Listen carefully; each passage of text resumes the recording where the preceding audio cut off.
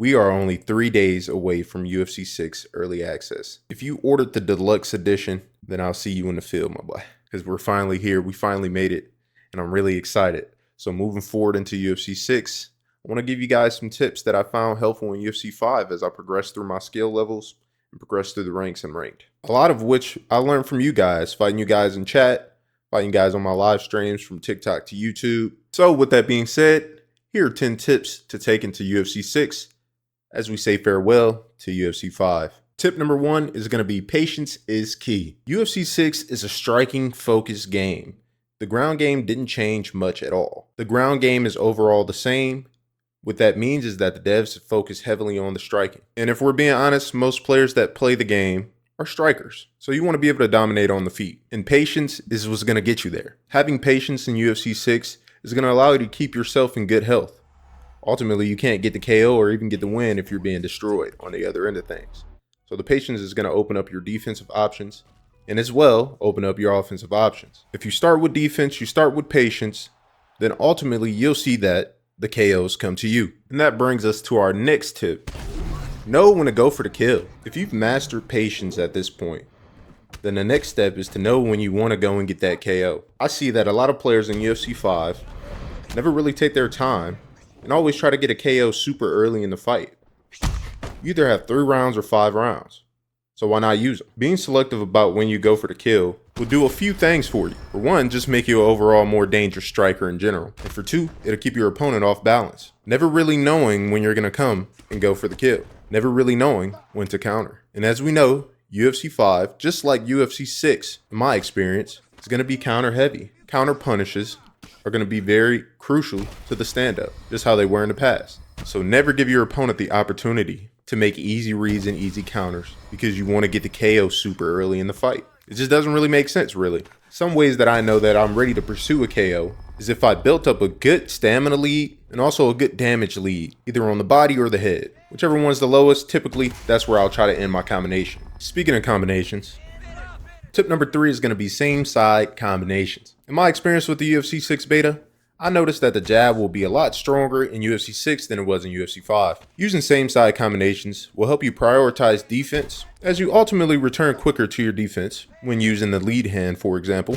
Same side combinations will do a couple things for you as well. A jab to the body to a left hook will help you close distance. A jab to the head followed by a lead uppercut. A jab to the head followed by a lead uppercut has a possibility of stunning your opponent, allowing you to continue to pressure on your opponent. Same side combinations are typically quicker and therefore harder to defend if used with good timing. Now you may be wondering, how do I maximize the use of my good timing in my strikes? And that brings me to point number 4. Footwork is important. Given that the characters have unique movement in UFC 6, footwork is going to play a major role in winning your exchanges and the stand-up. Now we did see some specialty movement in UFC 5, but in UFC 6, it's going to be way more important. So learning how to maneuver your character around the octagon is going to be crucial. Not only for your offense, but for your defense as well, as you don't want to get caught with your back against the cage. But we'll talk more about that later. Mastering the specialty movement and footwork of each character, especially the really unique ones, will open you up for a ton of offense and also prioritize defense at the same time. So you really can't go wrong with this one.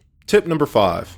Defense equals opportunity for offense. In UFC 6, there are a number of new defensive styles. Choosing the right style for you and your gameplay is going to be very important. Ultimately, preserving your fighter for offense is key. Given that there's been attention to the defensive styles and the details of each unique fighter and their styles of defense, you kind of just got to look at it like this. In the stand-up, you want to preserve your fighter for offense. And I can't forget to mention that some fighters build up flow state via defense. So being defensive minded can never hurt and will ultimately lead to more offensive opportunity. Now, how you go about using that offensive opportunity is completely up to you, really. But what you don't want to do, and what my next point is you don't want to headhunt. You want to go and mix high and low combinations. Mixing high and low will keep your opponent off balance, and it'll also work on your opponent's stamina and throw off their ability to make easy reads on your combinations and your striking. Headhunting against any player that's got any experience as far as head movement goes is, for lack of a better phrase, terrible for your health and will lead you to being KO'd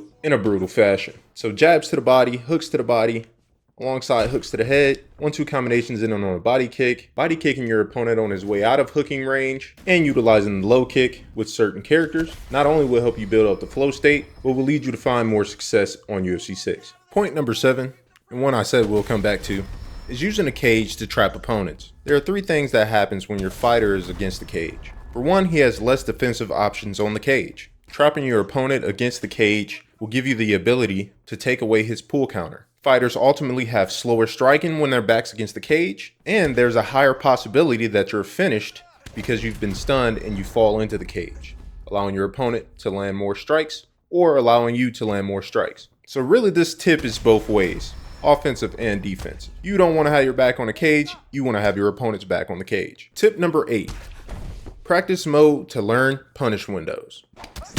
Tip number 9, understand range, elbows, hooks, jabs, and the straight. I put these 2 together because they really do go hand in hand. As revealed in one of the trailers for UFC 6, there will be a practice mode with frame data. Please put this to use. This will allow you to more easily than in UFC 5, learn what is punishable and learn what you can and can't do safely. Spending time in the practice mode will also show you the range for elbows, hooks, your jab, and your straight. High kicks, any strike that you can really throw, really. Me personally, I'm going to be spending a lot of time in here learning the game when it first releases. And I would suggest that you do the same, given that these games are typically knowledge based. If you know how to counter this, you know that this is safe, and your opponent doesn't know, then there you go, that's your win. And last but not least, tip number 10. I want you guys to have fun with this game. Ultimately, it's for entertainment purposes, and if you're not having fun, then what are you really doing? If any of these tips have helped you, or you just want to show support for the channel, make sure you leave a like and consider subscribing. This has been your boy, Swagger940. Peace.